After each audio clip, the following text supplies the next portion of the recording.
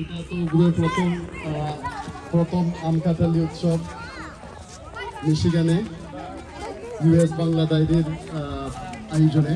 এটা খুব ভালো লাগছে। আমরা বাংলাদেশের একটা ঐতিহ্য এটা এইভাবে থাক চলে, আমরা সবাই সহযোগিতা করি এবং আমি চাইবো যে এটা সবসময় এইভাবেই আগে যাইতো। আগামী বছরে আপনারা এটা চেষ্টা করবা করার।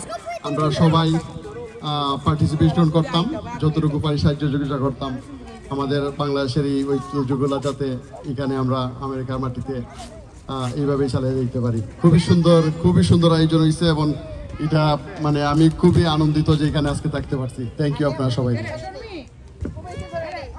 ধন্যবাদ পঙ্কজ দাস, প্রেসিডেন্ট দুর্গা টেম্পল। আমাদের অনুষ্ঠান স্থলে বাংলাদেশ সরকারের সাবেক সচিব আব্দুর রৌফ এবং বিশিষ্ট গীতিকবি ইশতিয়াক রুপু। আমি এখন প্রথমে আমাদের প্রিয় রুপু ভাই ইশতিয়াক